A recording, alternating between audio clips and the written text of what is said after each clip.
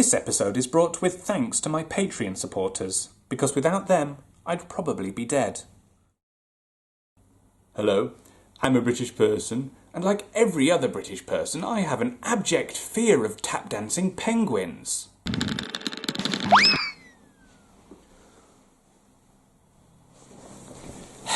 Hello, I am evil British person. Now you may be able to recognise me because I've got a different mug, and instead of being filled with tea, it's filled with coffee. Now, I have to say, tea. No, I refuse to put storylines in my reviews. If I have to sit through 170 hours of storyline just so I can listen to your opinion of the Care Bear movie, then I'm sorry, but you're a terrible person, okay? You are a terrible person. I'm glad we have that understanding. Now, I feel I should just make it clear that I am really scared of tap-dancing penguins. Also, I just want to point something out here. The release date for this film and the release date for Happy Feet.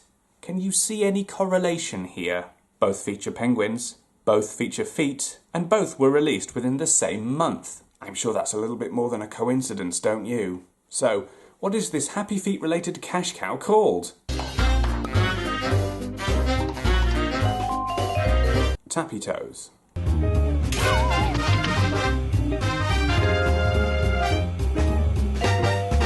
Tappy Toes?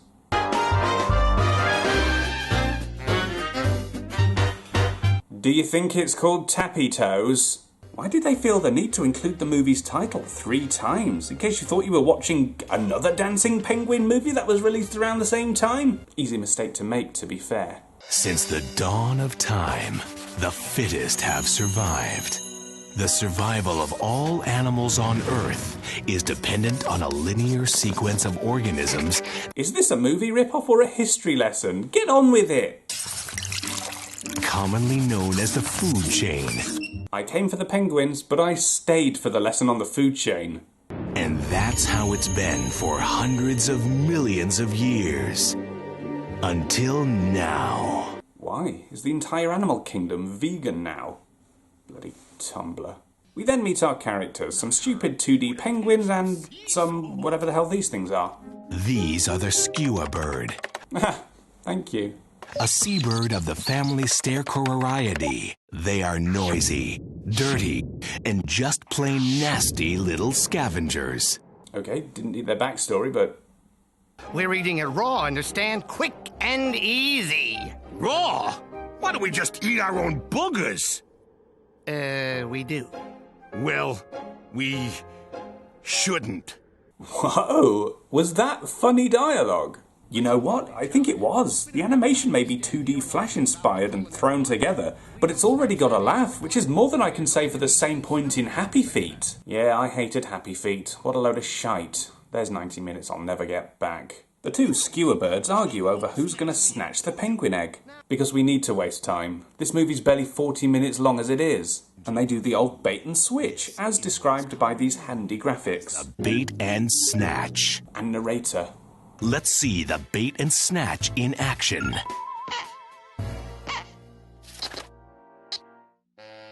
Oh my. I know this is a kid's cartoon and I shouldn't really take it too seriously, but why screw with the movie's diegetics like this? This is a cute gag, I guess, but if you want to be taken seriously as a rip-off, then you should be trying harder. I don't know why I'm worrying about diegetics in a film about talking birds. I need to get laid. So they steal the egg and go home, where they discover that there's a chick inside.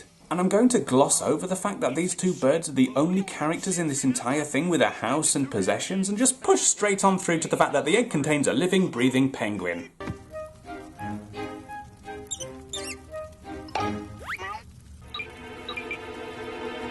Any last words? That just seems unnecessarily cruel. Daddy? Thank God this newborn 2D animated penguin can speak English. Otherwise he'd be fucked. Don't look at the camera. Looking at the camera spoiled We're the Millers. Not that this hasn't already been spoiled just by existing.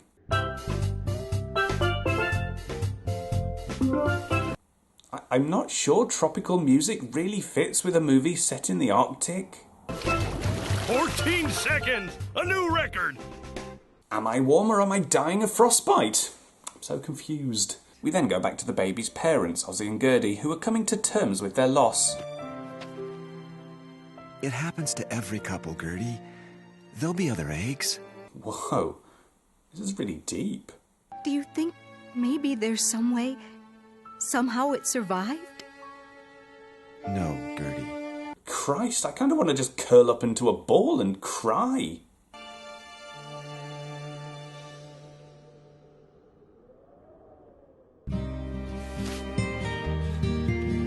Isn't this fun? Back with the Skewerbirds, who have a I Heart Paris poster on their wall. Never mind. And they decide to name their new baby penguin. But Pingo can catch fish for us! Pingo. But Pingo can catch fish for us! As in... Okay, so in this rip-off of a penguin-based movie, they are now ripping off a penguin-based animated series. Right, okay, so why not just have the thing narrated by Morgan Freeman as well? You know, go all in. Then we have a loving family photo montage, followed by an encounter with a sea lion. Yo, there's a sea lion! I still don't see it. Not up here, down there! I'm pretty sure that's not a sea lion, but at this point I've given up the will to live, so fuck it. The Skewerbird flies off with Pingo, and the not sea lion retreats to a cave where his boss is waiting. Of course you failed me. You had a smorgasbord of sea life in front of you and you didn't catch one thing. Not one. This is the kind of snappy, fast-paced dialogue that kids just eat up. They then argue over whether the lobster crab has teeth.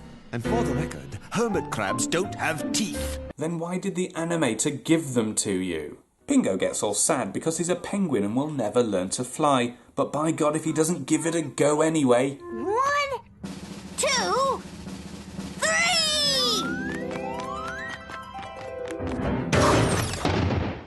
Fail. This writing is really down with the kids. Whack, man. He then lands in some tap shoes, hence the marvellous title of this marvellous movie. What was it again? Oh yeah, and Pingo imagines being Line Rider.